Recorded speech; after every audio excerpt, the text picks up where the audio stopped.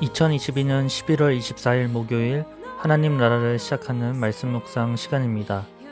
오늘 우리에게 주시는 하나님의 말씀은 다니엘 11장 20절에서 35절까지의 말씀입니다. 오늘은 작년 1순회 안정님 권사님과 tin주누리를 섬겨주고 계신 최윤정 자매님께서 함께 말씀을 읽어주시겠습니다. 하나님의 말씀을 경청하십시오.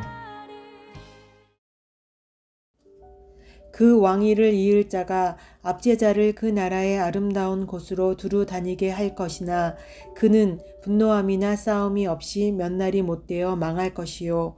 또 그의 왕위를 이을 자는 한 비천한 사람이라 나라의 영광을 그에게 주지 아니할 것이나 그가 평안한 때를 타서 속임수로 그 나라를 얻을 것이며 넘치는 물 같은 군대가 그에게 넘침으로 말미암아 패할 것이요. 동맹한 왕도 그렇게 될 것이며 그와 약조한 후에 그는 거짓을 행하여 올라올 것이요 소수의 백성을 가지고 세력을 얻을 것이며 그가 평안한 때에 그 지방의 가장 기름진 곳에 들어와서 그의 조상들과 조상들의 조상이 행하지 못했던 것을 행할 것이요 그는 노략하고 탈취한 재물을 무리에게 흩어주며 계략을 세워 얼마 동안 산성들을 칠 것인데 때가 이르기까지 그리하리라. 그가 그의 힘을 떨치며 용기를 다하여 큰 군대를 거느리고 남방왕을 칠 것이요 남방왕도 힘이 크고 강한 군대를 거느리고 맞아 싸울 것이나 능히 당하지 못하리니 이는 그들이 계략을 세워 그를 침이니라. 그의 음식을 먹는 자들이 그를 멸하리니 그의 군대가 흩어질 것이요 많은 사람이 엎드러져 죽으리라.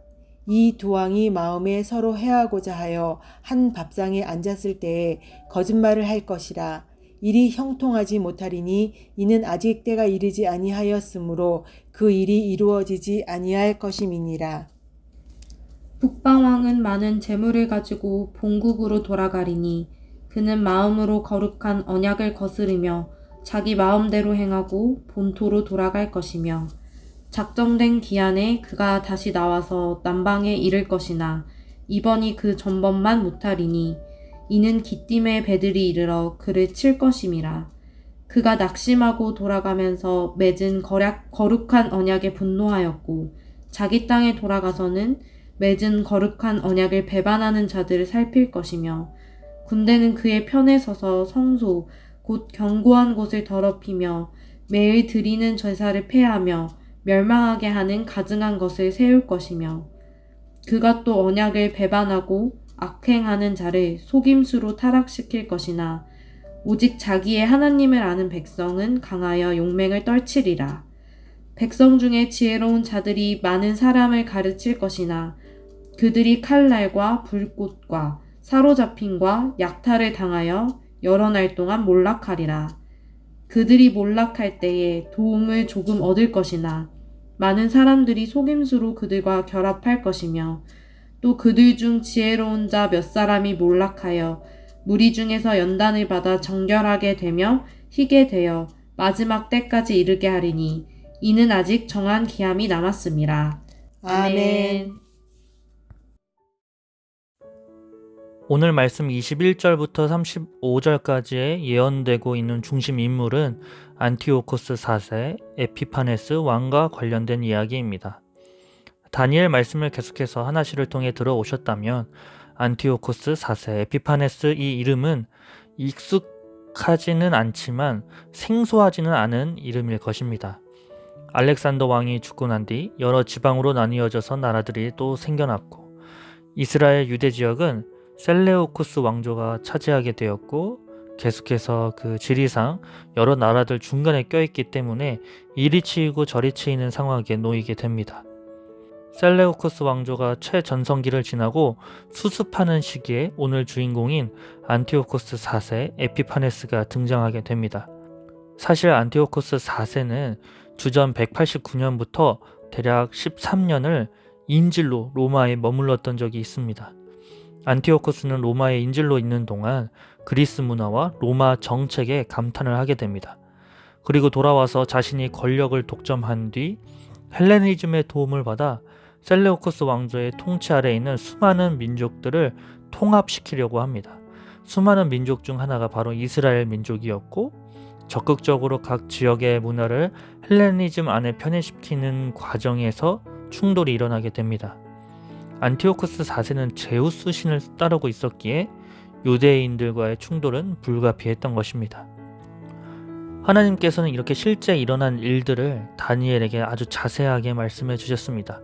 그리고 실제로 그 말씀하신 내용들이 역사 가운데 일어나게 됩니다. 그러면서 계속해서 다니엘 말씀을 묵상하면서 가장 큰 고민이었던, 하나님께서는 왜 다니엘에게 미래의 일을 이렇게 자세하게 알려주셨을까?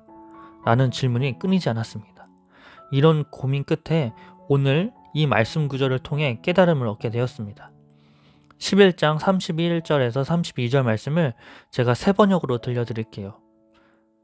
그의 군대가 성전의 요새 지역을 더럽힐 것이며 날마다 드리는 제사를 없애고 흉측한 파괴자의 우상을 그곳에 세울 것이다. 그는 속임수를 써서 언약을 거역하는 악한 짓을 하는 자들의 지지를 받을 것이지만 하나님을 아는 백성은 용기 있게 버티어 나갈 것이다.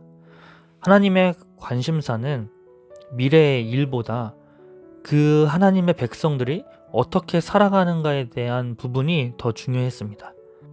그리고 하나님도 하나님의 백성을 믿으시고 선포하십니다. 하나님을 아는 백성은 용기 있게 버티어 나갈 것이다.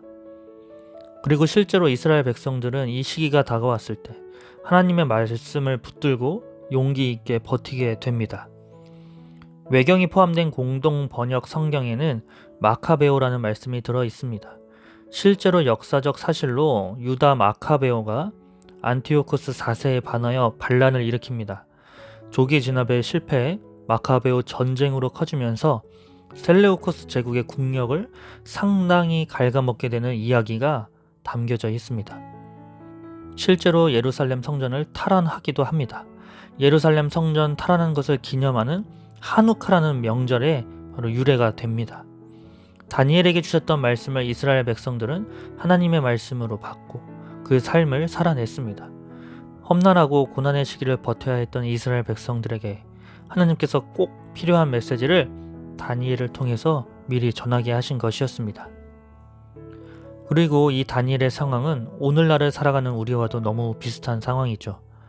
하나님의 때를 기다리는 자들의 삶으로 죄악이 넘치고 악인이 득세하는 상황 속에서 살아가야 하는 우리에게도 하나님께서는 미래의 약속의 말씀을 주셨습니다. 미래의 끝이 되시는 예수님께서 다시 오신다고 말씀해 주셨습니다. 그리고 예수님께서 다시 오시기 전까지 우리가 어떻게 살아야 하는지도 말씀을 통해 말씀해 주셨습니다. 하나님을 아는 사람은 믿음으로 그 삶을 살아내야 하고 버텨야 하지 않겠습니까? 하나님께서 선포하신 말씀을 붙들고 오늘 하루를 또 우리에게 주어진 미래를 용기 있게 버티어 나가는 우신 가족들이 되기를 축복합니다. 기도하겠습니다. 사랑의 하나님, 버티기 힘든 날이 있습니다. 모든 걸 내려놓고 싶을 때가 있습니다. 버티긴 하는데 이게 맞나 싶을 때도 있습니다. 오늘 다니엘의 말씀이 나와 무슨 상관이 있나 싶습니다. 그러나 오늘 말씀을 통해 하나님을 아는 자는 용기 있게 버티어 나갈 것이다. 이 말씀을 따르고자 결단합니다. 지금 나의 상황보다, 지금 나의 현실보다 하나님의 말씀을 의지합니다. 도와주실 것을 믿습니다. 예수님의 이름으로 기도합니다. 아멘. 계속해서 오늘 주신 말씀을 기억하며 나아가도록 하겠습니다.